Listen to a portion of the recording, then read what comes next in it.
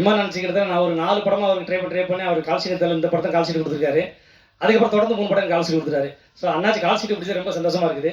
அதேமாதிரி செந்தில் சார் கிட்ட நானும் ஒரு 10 படமாக ட்ராவல் பண்ணிட்டே இருக்கிறேன். டேட் இருக்காது, அது ஏதோ ஒன்று தள்ளி போச்சு. இந்த படத்தில் அவங்களாம் அடிச்சது இது எல்லாமே சிவனோட அருள்னு நினைக்கிறேன். சார் சிவன் அது. அதனால் எனக்கு வந்து இதில் ஆர்டிஸ்ட் நல்லா எனக்கு கவர் பண்ணாங்க. அதுமாரி வந்து எங்களோட எங்களோட தயாரிப்பில் இருக்கிற ரதி வேமரா இருந்தாலும் சரி, ஐயா சிவகுமார் இருந்தாலும் சரி, ஸோ அவங்க ஃபுல் சப்போர்ட் இருந்தாங்க.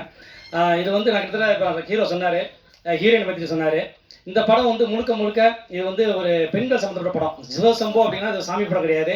இது வந்து முழுக்க ஒரு பெண் அடிமைத்தனம். இப்போவும் பெண் அடிமைத்தனம் இருக்குது அந்த படத்தில். அந்த படத்தில் சரி இருக்குது, அது தமிழ்நாட்டில் அதிகமாக இருக்குது. ஸோ அதை உடைக்கணும்.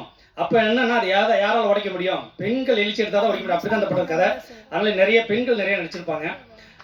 இதில் வந்து கிளைமேக்ஸ் இது வந்து சார் சொன்ன ஒரே மேட்டர் சொல்லிடுறேன். இது கிளைமேக்ஸ் வந்து பார்த்ததில்ல, இது பெண்கள் சம்மந்தப்பட்ட படம்னால இது வந்து அந்த ஹீரோயின் தான் வந்து அந்த கிளைமேக்ஸ் முடிக்கணும். அப்போ அது வந்து ஒரே வாக்குவாதம் எனக்கு ஹீரோக்கும். சார் என்ன சார் படத்தில் ஸ்டார்டிங்லேருந்து லாஸ்ட் வரைக்கும் ஹீரோயினை கண்ணிலையும் காட்டல, அப்பப்போ காட்டி போயிட்டீங்க, இப்போ கிளைமேக்ஸ் தனியாக போய் அவங்க போய் முடிச்சா அப்படி சார் அப்படின்னு சொன்னாங்க. அப்போ அவருக்கு ஒரு கதை சொல்ல விட்டுருந்தது. பொதுவாக வந்து நான் வந்து படங்கள் பண்ணும்போது இது வந்து எனக்கு கிட்டத்தட்ட நான்